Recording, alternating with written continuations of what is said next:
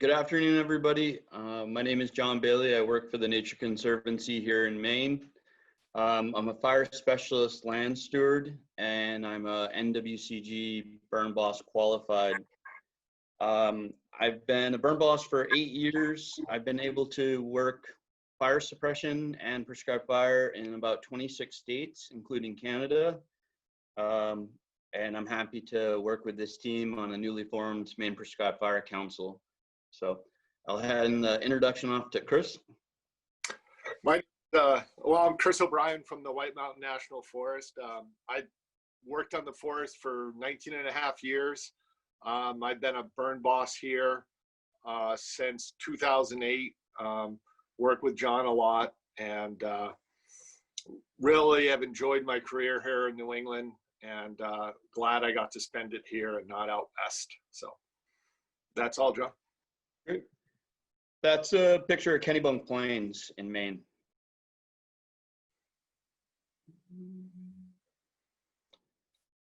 I guess the question, why do we need a burn plan? And this is a dual slide. The next one's for Chris.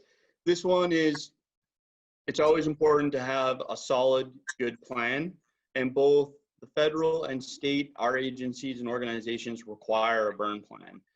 You have all the time in the world to do the planning, make sure that it's vetted right, the legalities of it, and it's just really important on why we're doing it, and it covers both the burn boss, the agency, and organization.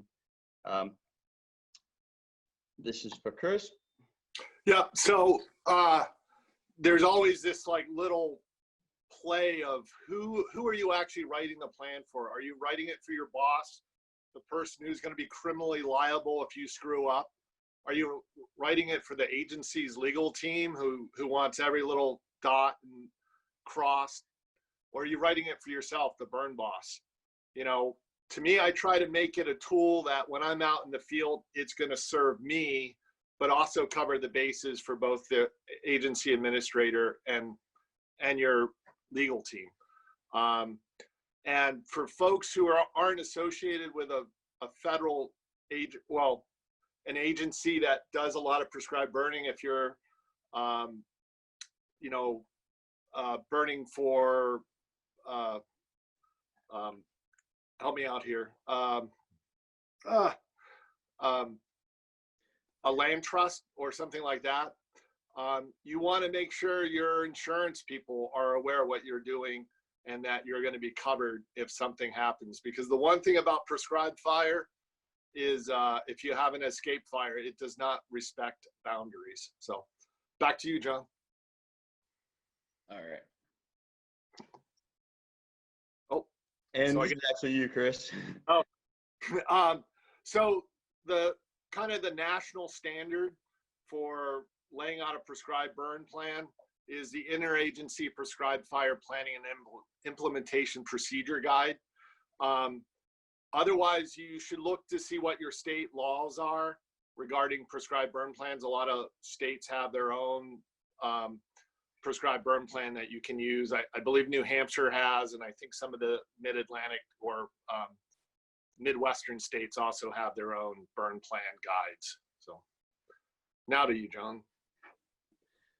So the first kind of element on the burn plan is a signature page. There are NWCG courses that kind of dive into actually creating one of these and discussing the ins and outs of all of them, but we're going to cover kind of all the aspects as you go through. The signature page is really important because it shows proof of your checks and balances within either your federal or state agency or your organization. So for me, with the Nature Conservancy, the fire planner, which I've been a lot of, but whoever is doing that, they would have a signature of being involved.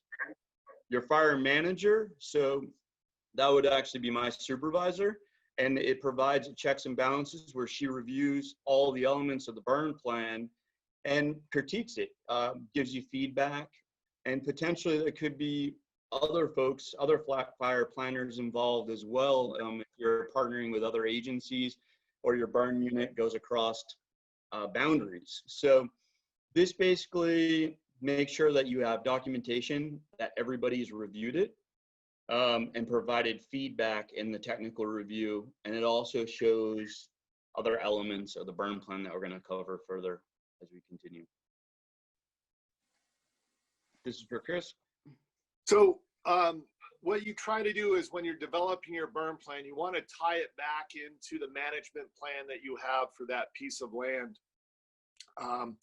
With the Forest Service, we have like our management plans are kind of tiered down. So you have the forest land management plan, and then you might have a specific project land management plan. John can talk about the TNC has refuge plans and other partners. So that's correct. The one thing I wanted to highlight on here, we also have management plans for our sites. Overall kind of umbrella of why do we have this site? What are the ecological significance to it? How are we going to protect it? And then it breaks off into fire management plans, a subset of management plans. And one that we're doing is a geodatabase based one, and that's down in the lower right. And so instead of being a binded booklet of paperwork, it's actually a giant map on the wall, and it covers a lot of all the bases of the plan, but it's more of a visual, which I actually like. This is for you, Chris. So, so part of the getting the plan signed is you also get an authorization from your agency administrator. So for the Forest Service, that would be the district ranger, the forest supervisor. You know, it might be in the TNC, it might be the fire management person.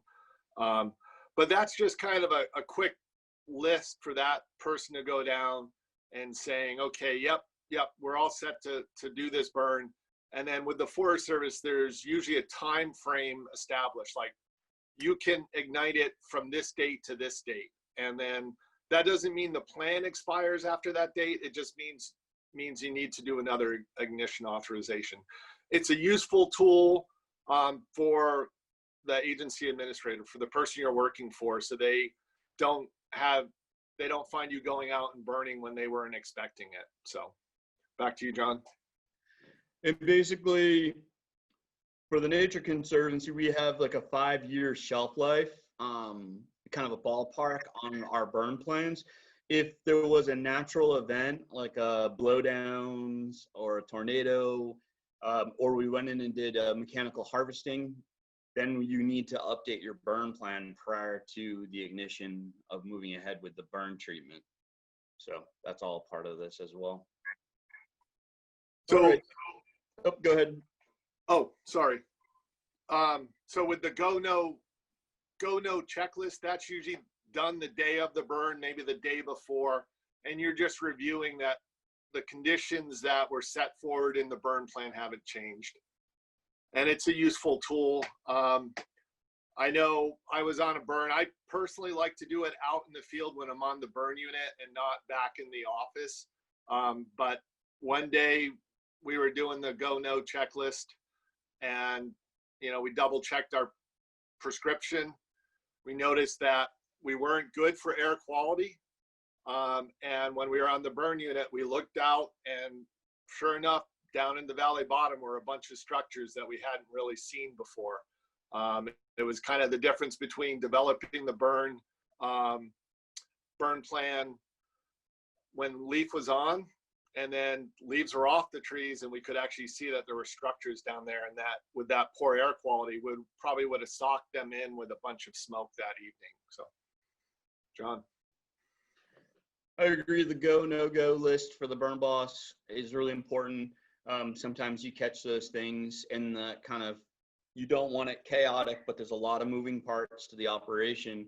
And that's a time to take a breather and go through the list and make sure everything's checked off and that you covered it. And if not, implement it or delay the burn if you have to, worst case. Back to you, Chris, on this one. Yeah, sorry. Hope you guys can see what the different go no checklists are. So, are all your permits and clearance been obtained? Have your notifications been made? You know, a lot of times we get so psyched about burning that we will skip over it. You know, are you in your prescription parameters? It just gets you to look back and actually say yes or no. So as a burn boss, you need to take this seriously. So often on these smaller burns that we have, you're the burn boss and you're trying to get the pump ready, or you know, you're trying to do everything, but you really need to delegate that to your crew members and focus on all these things in the checklist. So that's all I have on that, John. Great. So diving into the TNC complexity worksheet, this sheet is actually filled out for one of our burns at Wells Barons Unit 5. So this sheet basically is kind of like a flow chart, and there's a directional sheet to this as well. But it's to give you a rating on the complexity of the overall burn. So it can either be low, moderate, or high. And then at every level of complexity scoring, it may check off another procedure that you may need to do. And this is, NWCG has this standardized as well, and Chris is going to go into it on the next slide. But the Nature Conservancy has covered those same bases in here, but also added kind of our own internal procedure in this. Some of it is liability concerns. Some of it is checklists. Some of it is how can you mitigate and what is your rationale? Again, you have all the time in the world to plan a prescribed fire, both on the ground. Are the fire breaks wide enough? Do you have enough personnel? Do you have enough equipment? What are your contingency plans, your medical plans, all this stuff? And if it doesn't seem, if it's subpar, you can take a step back before the burn day and make sure that you make those lines bigger, maybe mow it. And this kind of, as you're planning, rates it. And then basically at that point, you might have to go back and mitigate a little bit more. It gets you to start thinking outside the box and prevent kind of your tunnel vision. Cool. So this is the third type of complexity worksheet NWCG has had since I've been with the Forest Service. I kind of like this. This is put into an Excel spreadsheet, and it actually, as you mark things throughout the spreadsheet, it comes out with this final complexity rating. I'm also a big fan of the number system that the TNC uses. I think it's like a personal objective of, or personal preference of what people find more comforting. But this is what NWCG is using right now. And the big thing about this isn't something the burn boss or the burn boss and the technical reviewer do alone. It should be a document that you include all the specialists in with, like, so in the Forest Service, we call them ID teams. So you almost want to have an ID team to develop this, or, you know, if you're not out in the field, at least have a meeting where everybody sits down and you can organize that. And that way, if you have an archaeologist on staff, a botanist on staff, a biologist, everybody's kind of agreeing what's going on and what the worksheet is. The biggest thing with these worksheets, whether it's the NWCG one or the TNC one, it's kind of subjective. It really depends on who's writing it and who's signing off on it, how they interpret things, you know. So, you know, 100-acre fire out west may not seem like a big deal. You do a 100-acre fire in New England, you know, near a metropolitan area, it's going to be a bigger deal. So, and that's all I have on that, John. Thanks. So this one's for you, Chris, as well. Okay. So the description of the burn area, this is, you know, this is written, again, not so much for you as the burn boss, because well, unless you're a burn boss for hire. If you've never been to the site, and when I first started with the National Forest, they sent me out to go prep a unit. And, you know, for whatever reason, it was kind of the era before GPSs were really popular. It actually was when the military was still alternating the GPS scale. So they said, yeah, go check out the Knox wildlife opening. It's off the Beaver Brook Road. Well, there was about five different wildlife openings off the Beaver Brook Road. So I prepped a unit. We went out there the day to burn it, and they're like, this is the wrong unit. You prepped the wrong unit. I was like, well, this is what I thought it was. You didn't give me a map, you know. So this is why you have this description of the burn area, and you know, Latin long, topography, what the on-site fuels data is. You know, this will all feed into your prescription later. It'll feed into your medical plan. It'll feed into your dispatch, or if you're working with your local fire department. So everybody's on the same page of where this is. If you end up developing a incident action plan for your prescribed burn, making a copy of this is important to put into your plan. So, and that's all I have, John. Great. Yeah, as Chris was saying, all these components to the burn plan are interconnected like a web, and they're all really important, especially if you were to have an incident within an incident, a medical incident, and even just general operations. They're all really important elements, and it's all of some of its parts. So element 5, goals and objectives. Within our burn plans, we typically, every agency and organization will be different on what their goals and objectives are, but you want to have them clearly stated. Both generally for your habitat restoration, fuel reduction, vegetation management, invasive control, or training needs. So down on the lower right corner, that's a Wells Barrens grassland, so it's a simple one. Basically, we want to maintain the sandplain grassland ecosystem, provide nesting habitat for grassland birds that are threatened and endangered, and we want to promote native flowering seeds for liatris, northern blazing star. And kind of our secondary goals at that site, obviously, are training prescribed fire personnel and hazardous fuel reduction, because it's a fire adaptive ecosystem, and it's also, there's fire communities within that fire landscape.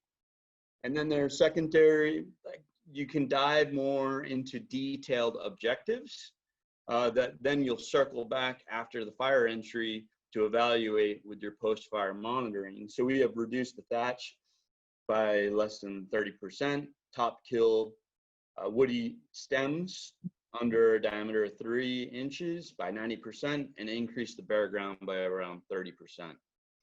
And obviously you go to a forested unit, that is all really detailed to the unit that you're treating and your objectives, and bouncing those off of other folks and specialists and partners to make sure that you're kind of covering that and it makes sense, and that the goals are actually reachable.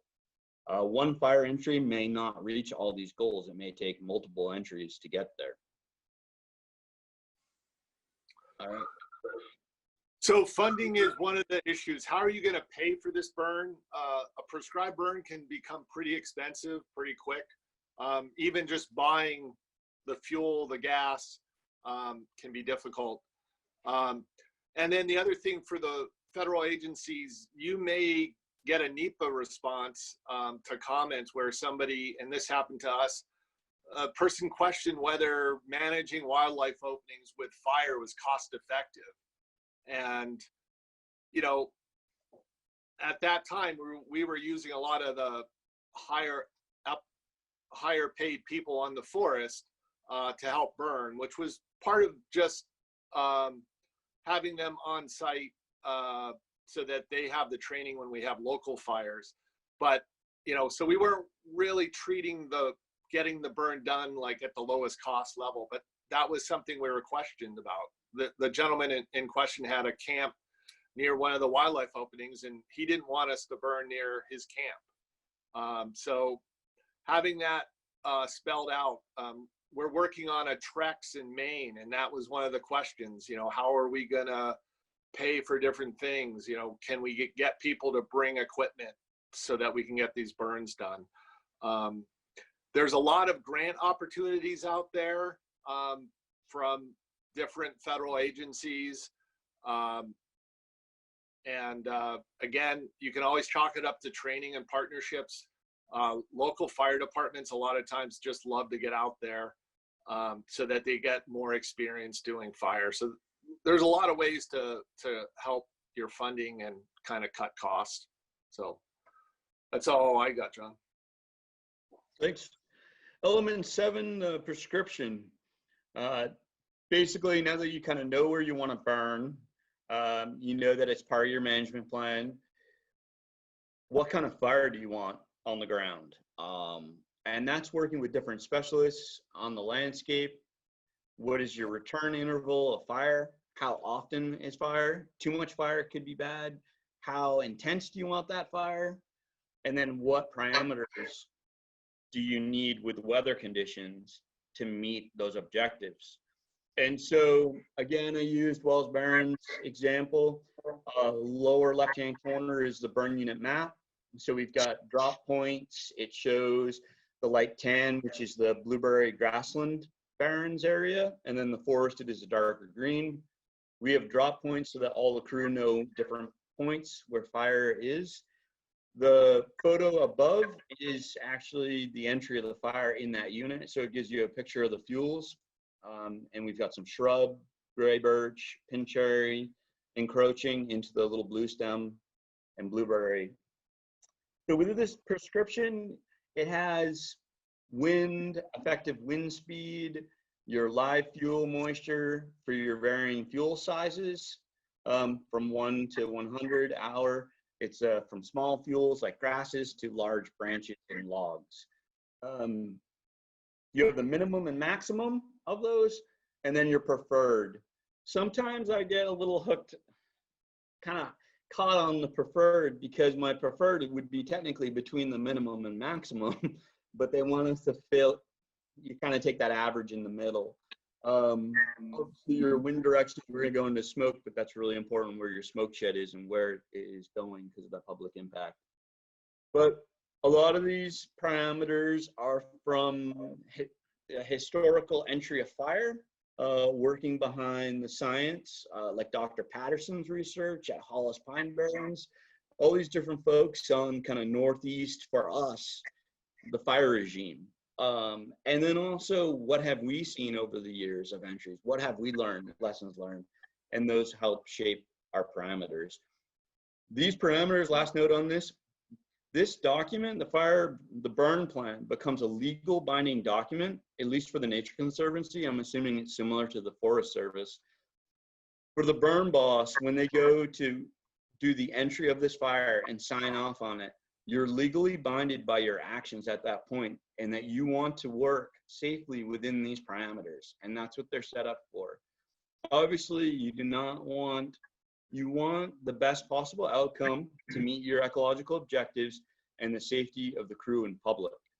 And as soon as you start fraying from this, you're entering an area where liability concerns are very strong and undesirable. You don't want to go there. This is me again. I guess I won't talk too much about this, but prescription, your grassland fuels, each fuel is modeled a different way. So GR3, and that provides BEHAVE program, which is a separate program that helps you model what the fire behavior is going to be based on the inputs that you can put in. So you can put, like the previous slide, you can put in your minimum fire weather and you can put in your max. Then you could even put in something extreme and model what the fire, based on what the fuels are, the structure of the fuels, the dryness, the wind directions. And so you can look at different parameters and look at different results using the modeling of BEHAVE. And you have to enter that into your predicted fire behavior. This is for you, Chris. Yes, this is the way I've been doing my prescription parameters for the last couple of years. I have my acceptable and my preferred range, and then I list all the fuel types that I deal with on the forest, so that I can, so that it's there. Just the way the national forest is broken up, we have so many fuel types that may be touching prescribed burn unit, whether it's a wildlife opening or an understory burn. So I have them all there, and it just helps. And then down below, there's a narrative of, you know, how we came up with this is the right one. So, and the one thing I would say, John talked about, if, you know, you kind of got to live by the plan that you wrote. You can do an amendment that your agency administrator could approve, but again, if anything goes wrong, you're not going to look too good. So, you know, if you're out of prescription, you're out of prescription, and you just come back another day. You've got to be willing to have a full crew out on the burn site and turn around. So I really emphasize that. If you can't do that as a burn boss, you probably shouldn't be a burn boss. So that's it, John. I agree with you. The last thing was a spot weather forecast, and there's an example in the lower left-hand corner, and it's from the NOAA National. So basically what that provides is a pinpoint weather for your microclimate of exactly where your burn unit is. And you can talk about the drainage and the features of where you are. And rather than just going to NOAA's webpage, it's actually pinpointed weather for the site. Now, for the federal agencies, that's a free service. Is that the same for you, John, in the TNC? Yep, it is. You can click a box that says like a local partnership of burning, something along those lines. So that's free as well. Element 8, scheduling. Thinking about seasonality, your burn objectives, desired results with your fire, safety, public impacts, and staffing. Obviously, we can't sit a year out and say this is when I want to burn in 6 or 8 months or a year from now.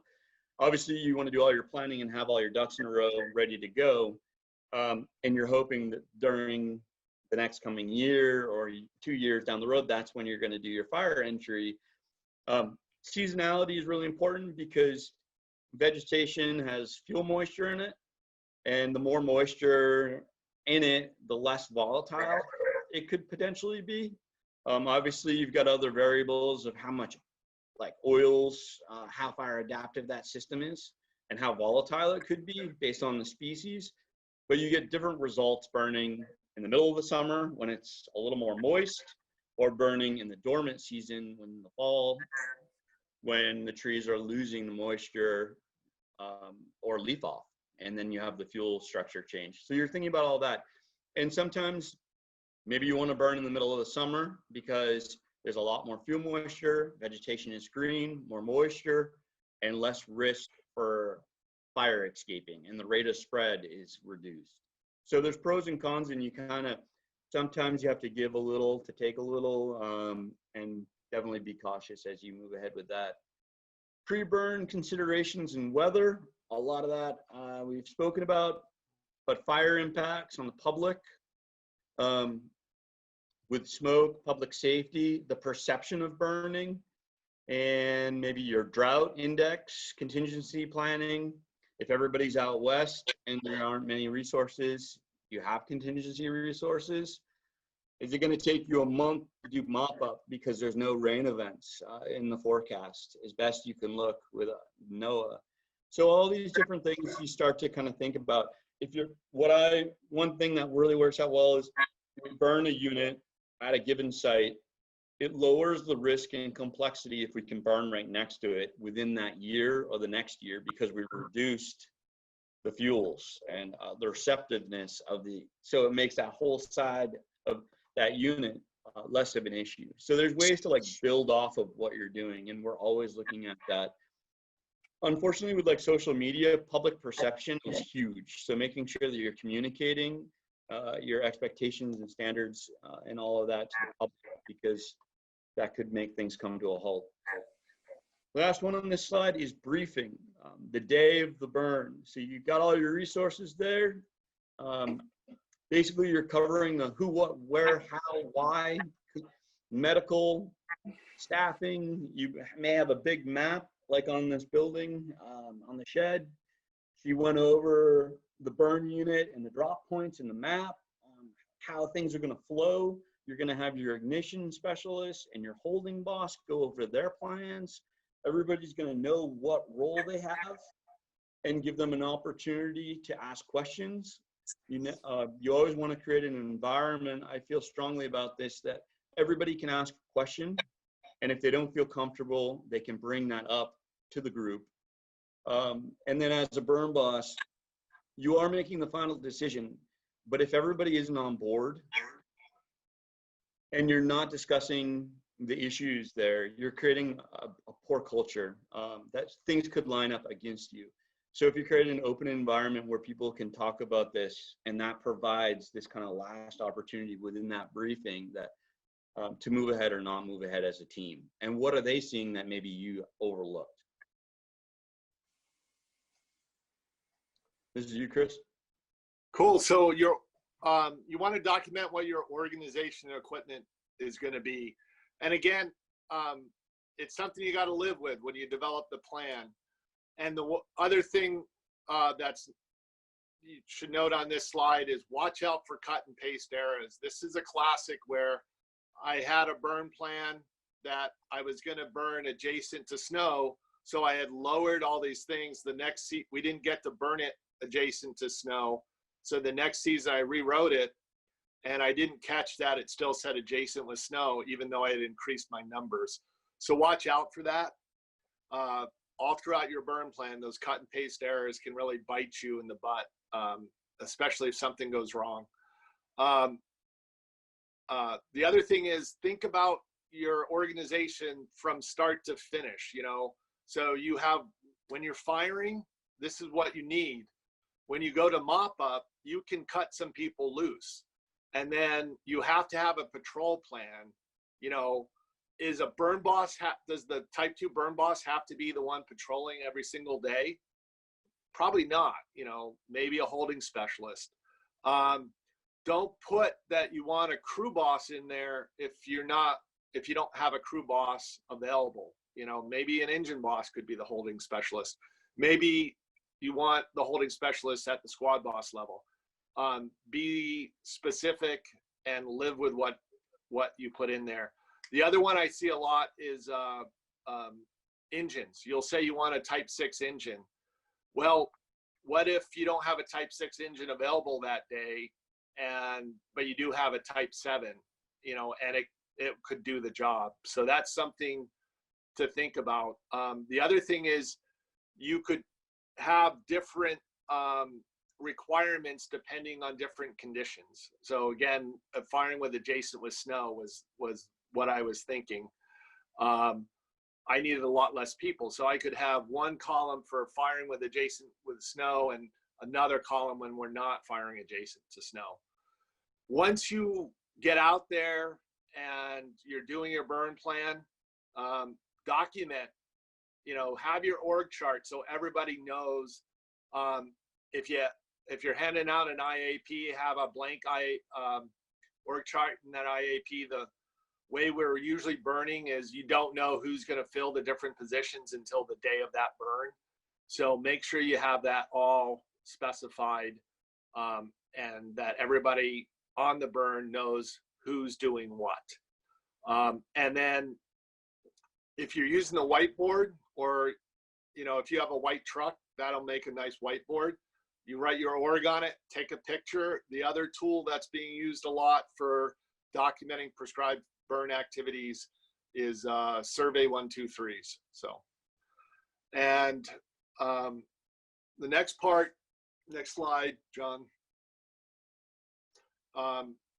is element 12 is your communication plan. So with the federal agencies, we usually have repeaters and we have local, we have repeaters so we can get back to our dispatch center or to a district office. And then we have on-site communication. We have our own frequencies. The Nature Conservancy has their own frequency. The Northeast Forest Fire Compact actually has its own frequency. So wherever we are in New York and New England, plus the Atlantic provinces, we have one frequency that we can use that everybody has in their radios. So that can be a challenge. if you have a lot of different resources coming in, again, it happens a lot with us where it's the burn boss who kind of has all the nifty toys, but if you can designate somebody ahead of the thing to make sure that there's somebody to program radios, that's really helpful. Your local agency probably has some kind of public affairs person. They should be doing the social media, contacting newspapers. You know, on some, like my last slide there, I had a person who was going to be public affairs. You know, so if I know it's in a neighborhood, there's going to be a lot of questions. I'll have somebody down at the end of the road in an agency uniform to add, or just a yellow shirt. Most people, even in the Northeast, know that a yellow shirt's a firefighter shirt. So they can do a lot of things. I know the TNC does a lot of door hangers, just to let folks know that you know, burns going on in advance. You also want to make sure you're contacting your partners in advance so that they know nobody's surprised. Public and personal safety, element 13. This is where you have your medical plan. Every time there's a fatality in the Forest Service, people get really excited about that. And this is where you're usually going to cite your job hazard analysis, which will probably be an amendment or not an appendix to your plan. Remember, for the federal agencies, TNC, like the IRPG is our Bible that we keep on our shirt. So the more you can reference in that and not create a new system, the better you are. So keep that in mind, even with your medical plan. Use that one that's in the IRPG. You also, if you have road closures, safety issues, you'd have that in your safety plan. And then the next element is the test fire. I like to do moldable test fires. I want to do the test fire in the fuel type I'm burning, and then in the adjacent fuel type. Or if you're burning multiple fuel types, you know, you want to make sure you know how that's going to behave, whether it stays inside the unit or if it goes outside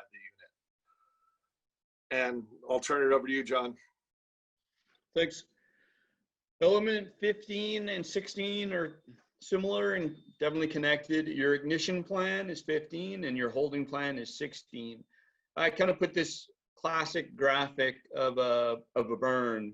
It shows your backing fire, your head fire, your hand line, your flanking fire, all your different ignitions. So using the drip torch as a tool to light the burn unit on fire to get your objectives met safely and controlling it. So these are some of the big questions that I kind of ask myself. Obviously, these plans are actually kind of written out in general on how you plan to ignite the burn unit. I'm gonna, something along the lines like ignition will start in the southeast corner, black lining around the perimeter. Once black lining around the perimeter is complete, interior ignition, dot firing with a drip torch or berry pistol will then occur.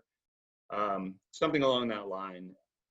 But these are the big questions that I kind of start asking myself are, how are you going to use your fire to basically reach your desired effects safely in the unit?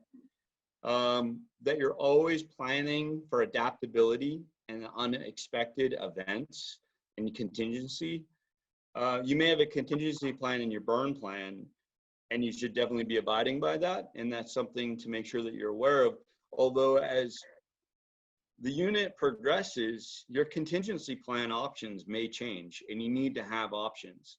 So halfway through, is it safer to actually burn the entire unit out than it would be to try to put engines or staff with hand tools in the middle of a unit? Could we have maybe mowing a line down the interior of the unit and making subunits, setting it out ahead of time, providing access? So those are kind of big questions on like, what are your options? You want to develop large margins of safety of error, planning for your operations. You definitely don't want to box yourself in, and that's what I was talking about. You want to make sure that you have plenty of options. And kind of like a bullseye. The middle of the bullseye is the burn unit. And then you have all these rings beyond that. And those rings are rings of contingency. So what are your first roads, trails? We need to make them. Are there natural barriers? What are those options so that you're not boxing yourself in when things maybe go unexpected? You have breakdowns, you have pumps, you get a truck stuck. Things like that occur. And what studies have shown is when little things occur, little events, they always line up or could line up to be a big chain of event.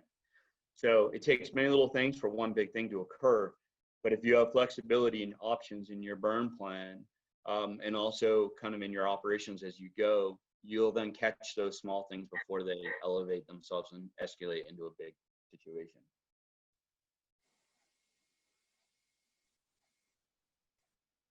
Chris, I'll let you start on this one. Sure. So you want to have a plan in case things don't work out. Like I said, fire does not respect boundaries very well. It goes where it wants to go. And, you know, identifying points where you can hold a fire, identifying what roles people will have if the fire escapes, you know, is important to do that in advance. The Forest Service or the federal agencies are really pushing management action points or trigger points. And you just kind of have, if the fire gets here, this is the number of resources, you know, this is the time frame it'll probably take to capture things. So you want to make it realistic for your area. One time we had a deputy forest supervisor. He'd never been in the Northeast before. He'd come from Florida. And so he was used to like fires, like being able to travel miles in a day. And he's in New England and he's like, well, what are you going to do if it hits this town that's 10 miles away? And we're like, well, we've got a lot of barriers in between there. We don't really need to do that. So make sure it's realistic for your area. But make sure it's realistic, like, you know, think worst case for your area, not, well, we can hold it here, because you may not be able to do that. So, John? I agree with Chris. One other thing we do with this is we use the sand table, which that middle photo is representing. And we'll actually, they have like a visual one with the computer that you can like project it down as well. These are great options for training to use actual burn units, discuss options and issues that could actually impact you, as well as thinking way outside the box. If we're burning and, I don't know, a helicopter crashes or something because we're burning by an airport, what would we do? Just thinking and trying to play through that and discuss it. That way it prevents the unexpected as you're burning.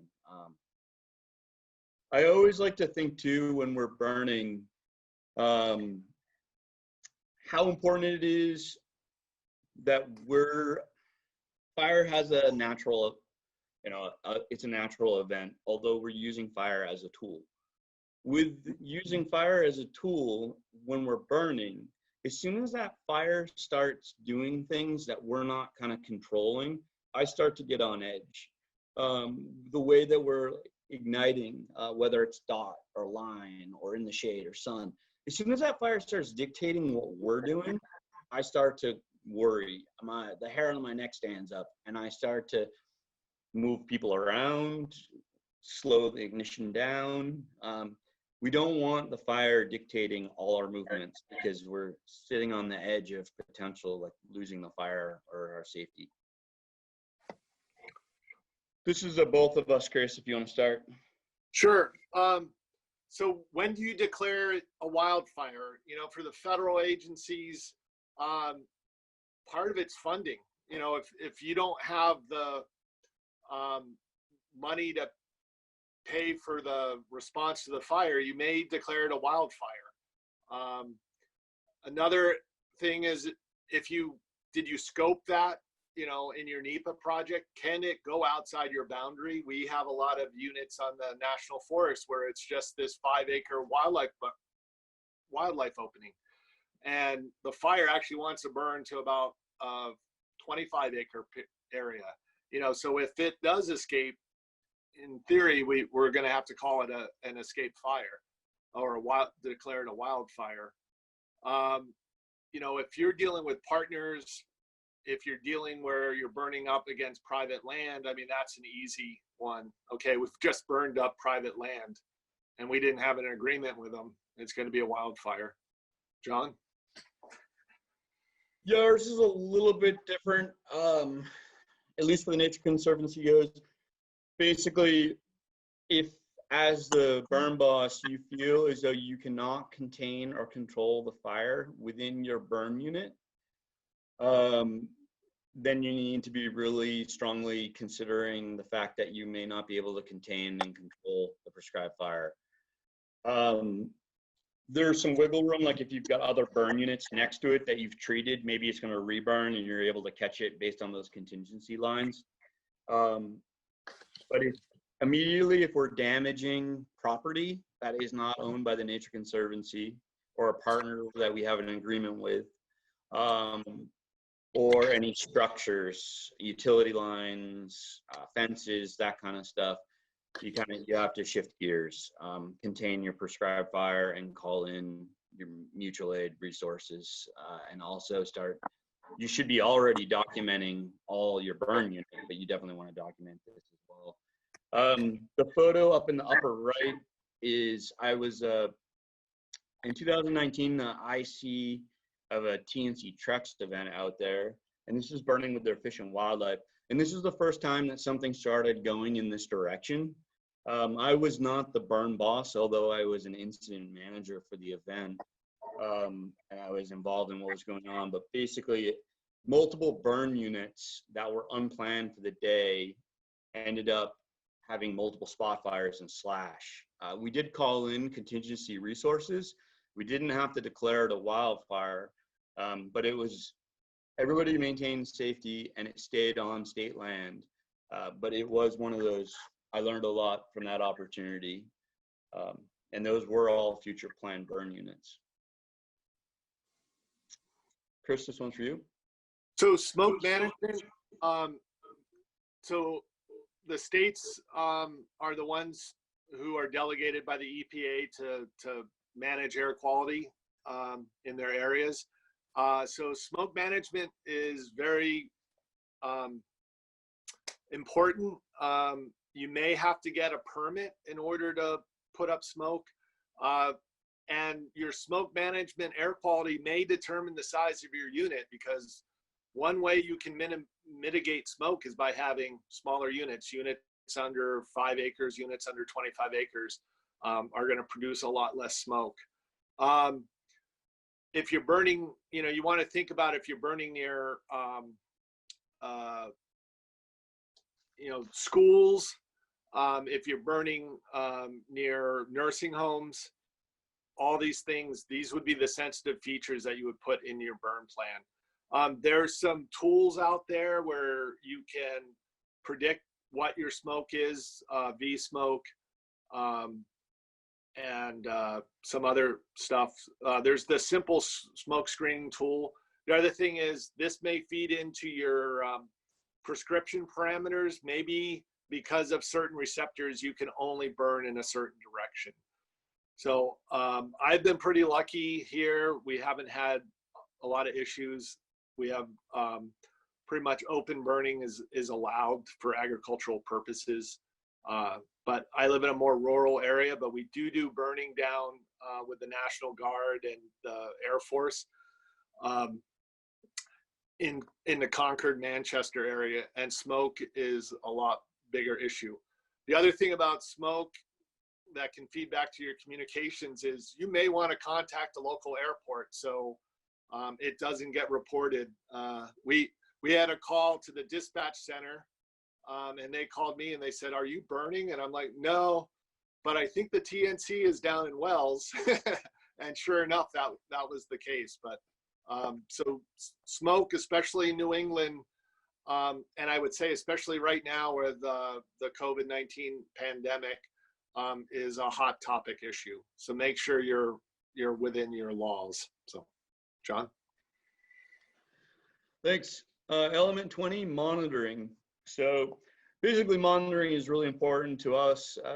And I know that varying agencies do different types of monitoring, and it all is based on the resources that you're trying to protect. Without monitoring, we wouldn't know, I really strongly feel, we wouldn't know what our fire is doing. You can look at it and say, well, it burnt there, it didn't burn there. But without collecting data, actual numbers and percents of what we're doing and why, and how receptive it is, we won't know how to burn next time. Did our treatment work well? How productive was it? So monitoring to me drives our management in the future. So it's really important. We have both Pine Burns protocol, and that's Julie over on the left-hand side. So we're looking at like seedling sapling regen, mineral soil exposure, severity of the fire. And then we have that frame up on the other side is more of a grassland thought. And we use a sample point program that's free. And basically you take photos on a transect of a unit and we figure out percent cover. We got baseline data prior to our burn unit entries, and now we're collecting it at post-fire. So we got a pre-fire and post-fire as our baseline. So we're figuring out how are we changing the species, the duff and mineral soil, and what are we getting for regen. And then there's some other different monitoring protocols for sites. We're also doing a pollinator research. It's a collaborative in the Northeast, but that's also a great indicator on how productive our grasslands are and our management and the diversity and kind of mosaic of that management. So. The one thing I would add to the monitoring thing is there's some great tools on Survey 123. People are being really creative and putting that in there, and just a simple before and after photo a lot of times will meet your monitoring requirements. So the next thing is burn plan attachments. Again, these attachments are part of the burn plan. So, you know, you want to have a map of the burn unit, but then you want to have another map that has your contingency places. Your technical reviewer checklist, if that's required for your burn plan, you know, that person's butt's on the line too. So you want to make sure that's there.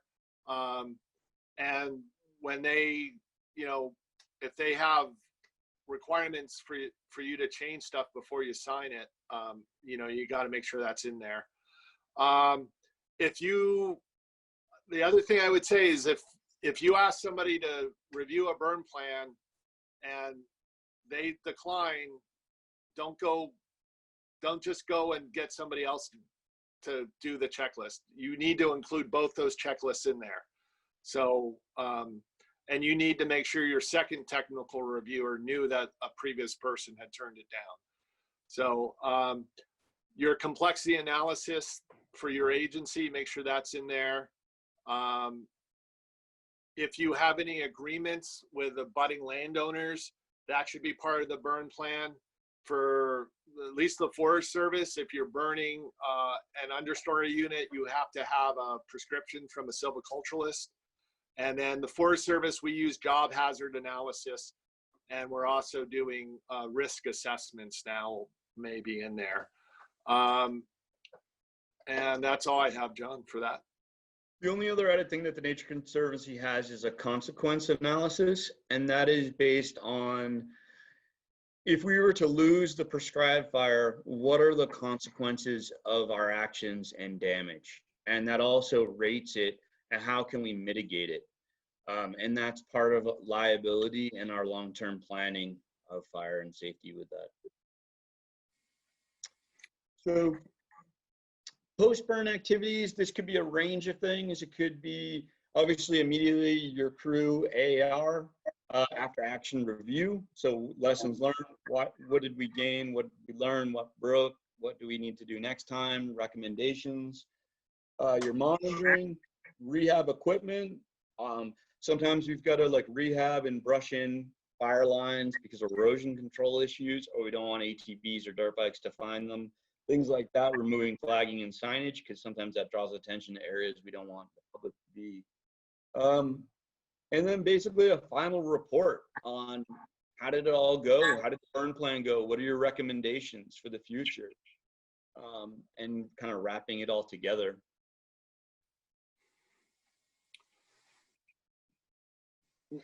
Yeah, I would back on the post-burn activities, that post-burn plan update.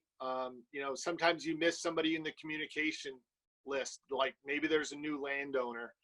The other thing, maybe that prescription you had was too low, or maybe it was too high, like you weren't getting what you needed. So you need to adjust that for the next burn. So that's all I had on that, John. Nice.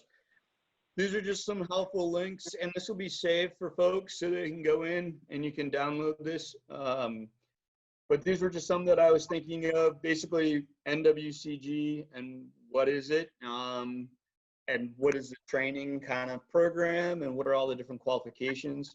There's the RX 341 prescribed fire planning preparation. So there's actually courses on writing these burn plans.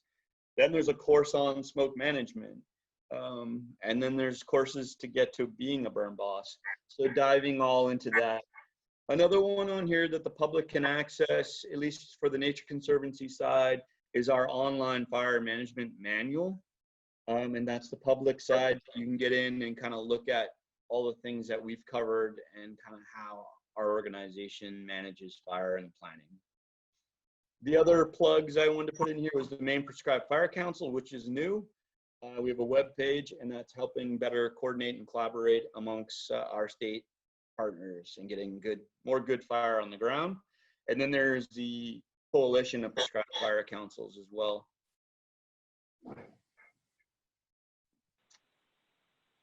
And that's it.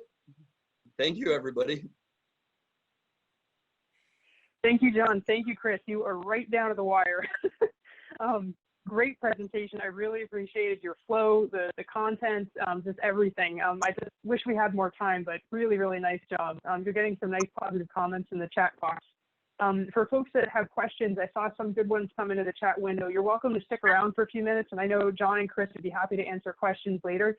And again, we're recording the presentation, and we're gonna post a PDF with these links that John and Chris shared on the NAFSE website. So, we'll pause here, and if people need to jump off, please join me in a virtual round of applause for John and Chris. That was a really awesome presentation. And with that, if we have some questions in the chat box, so we'll start addressing those. Earlier, Karen had a question about job hazard analysis. I know, Chris, you touched on it briefly. Do either of you want to elaborate on job hazard analysis? It's a tool that the Forest Service uses with every activity that you do, and you just kind of list out every possible scenario that could go wrong. So like training, you know, and then you would make sure that everybody's red carded or they're meeting their agency specs. Safety equipment would be in there. You know, we talk about the prescribed burn fuel ratio so that there's not confusion. And it's something that everybody then signs so that you know that they knew about it. That's the other part of that tool. So you don't use them, John, in the TNC? You use a different tool, I think. Yeah, we don't use that form necessarily, but we do evaluate risk and risk management as a process. Cool, thanks. You're getting a couple of questions in about software. So Tanner was asking, what's the name of the software program used for the post monitoring, the Element 20 slide, using photographs of dust and material? So we use, essentially all we're doing is we use ArcMap, we get the burn unit map, and we make multiple transects straight across the unit at randomized locations. And then we use a consistent frame on the ground and take a photo with our iPad The program then we use to analyze it is called Sample Point, and that's a free program online. And all it does is you basically crop the photo in the frame of the ground. And this is a procedure that we've come up with and designed for our situation. And all it does is that once it's cropped, it randomizes points in that, and you identify what the point is, whether it's blueberry or little blue stem. And that basically will figure out our percent cover of that species type. Okay, great, thanks. I don't know if this is the same as Jonathan Brooks' question. He's asking, is there more information available about the geodatabase planning methodology? Yeah, it's something new. So the Nature Conservancy had used it in Australia, and basically, I think we were one of the first folks in the United States to use that model. So that's something I could email folks, and we've shared it with other states and chapters that they've used. But I personally really like it because I'm more of a visual learner. I look at it. We look at it in the office every year, where some of those books you kind of dust off every so often. So that's something we can share if you email us. Cool. Yeah, there's definitely some interest. Let's see, and Alex is asking, is there a good example of a burn plan with attachments that one of the presenters could share with the group?